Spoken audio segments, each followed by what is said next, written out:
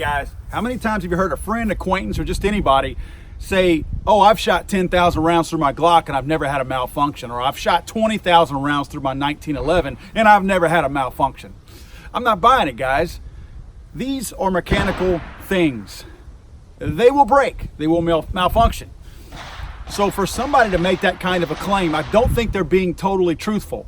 We've got magazines, we've got ammo, we've got the firearms, and more importantly, we've got shooters who are doing things wrong. We're going to talk today about some of the most common malfunctions with handguns, more notably semi-automatic pistols. And we're going to talk about how to clear those, how to prevent some of those, and just what actually causes them.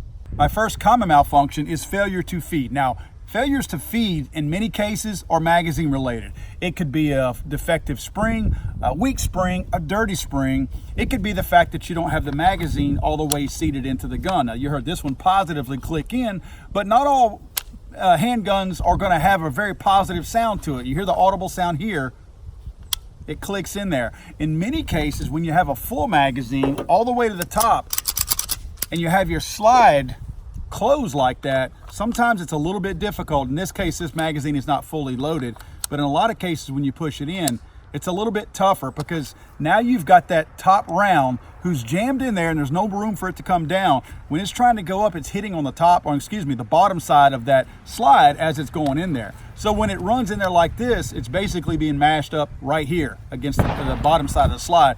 So it's a little bit more difficult. So sometimes when you go to try to get that first round in there by racking that slide, it doesn't put that round in where it needs to go. If a magazine is going to hold 15 rounds, a lot of people will actually load 14 rounds in it, just knowing that they might have that issue. So that's always something to think about. A dirty chamber can also be the culprit. In many cases, you might have a chamber that you're just not maintaining your gun and it's got some corrosion, some fouling, some buildup inside that chamber. You could also have a defective round. You know, rounds are sometimes thrown into bins where they get dented. Possibly whenever it was actually loaded, it was crimped improperly, or it could have a bulge case to it where it's actually causing friction as it's trying to go into the chamber itself. And probably the last one that I see quite a bit actually is when somebody is riding the slide incorrectly forward. The proper way to charge a semi-automatic pistol is to pull the slide rearward all the way and let the momentum of the spring and the gun itself drive that slide forward. You're not supposed to ride it forward. You hear people say, don't ride the slide. You're not supposed to baby it or run it forward with your hand. You pull it to the back and you let it do its job. You don't have to help this thing forward. It's meant to slam forward, because when it slams forward, it's ripping that round off of that magazine and slamming it into the chamber. The next malfunction I have is a failure to fire. That sounds pretty obvious. It's probably going to be one of two things. It's going to be the ammo or it's going to be your firing pin. Obviously, it could be a primer not seated properly on the ammunition or bad ammunition. You always want to buy a factory loaded ammunition unless you've loaded it yourself. I don't like to shoot somebody else's reloads. I'll shoot my own reloads, but not other people's. But you also want to make sure it's somewhat of a reputable brand. There's a lot of good ammo manufacturers out there, so there's a lot of good reputable brands that you can choose from. But it could also be your firing pin. Again, we go back to dirt. You got fouling, you got carbon, you got dirt, you got dust, you got lint if you're a common carrier. So you want to make sure that that firing pin is not, it could be damaged and it could be worn, but it could also just be dirty. So you want to clean that thing. Failure to extract. You know, failure to extract, there's a lot of different things that can play into that. Obviously, we're going to go back to dirt. Dirt and grime can also be an issue. Your extractor being damaged or weak, or spring not working properly, that could be an issue. And limp wristing. You know, you could be limp wristing the gun, and that gives you the failure to extract as well. The final one that I have is a failure to eject. Now, this one here could have many different causes. You could have a dirty ejector spring, a dirty extractor.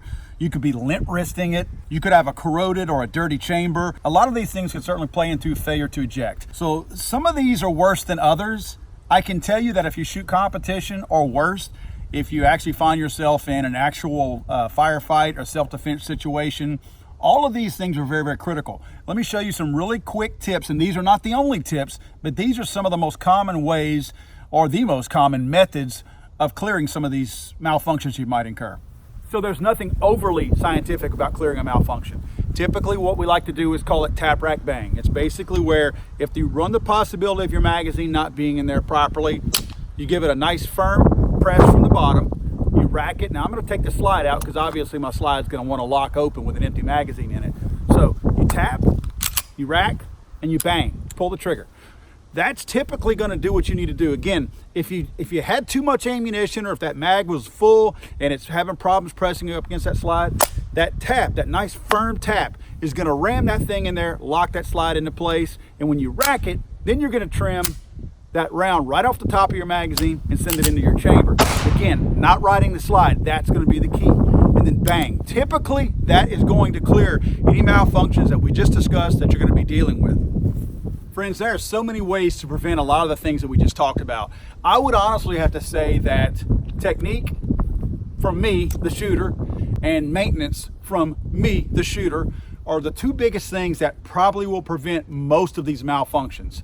Technique, definitely. It's going to prevent lint wristing. It's going to prevent you riding that slide forward. There's just so many things that you as the shooter can actually prevent. And we've all done it. So if you've done it, I'm not picking on you because I'm speaking to you guys from experience because I've done all of these things. Maintenance though, that is probably one of the key things, because no matter how clean you think you're keeping your gun, even if you don't carry your gun, you may be thinking, well, I don't conceal carry it, so it's not taking on any lint, dust, or day-to-day use. It doesn't matter. The carbon fouling, the lead buildup, even the corrosion that you're going to experience inside of an unclean gun, leaving all that stuff in there, that's not a good thing. That's just going to cause things to happen and go wrong when you least expect it and when you really need that gun to actually fire for you. So maintenance and lubrication are some very big things. Now, that's not just for the firearm. That includes for your magazines. You want to occasionally put a little bit of lubrication on those feed lips. You want to take your magazines apart. Most, if not all, magazines can actually be disassembled, and you can go inside and you will find there's a lot of carbon fouling inside those magazines. You've got unspent gunpowder. There's so many things that can actually go into your magazines and your firearm to make them dirty. So you want to clean those magazines, lube those magazines up lightly. You don't want to make them so wet that they're oozing anything, because then they're going to attract dust and dirt and things of that nature and cause some gunking on the inside.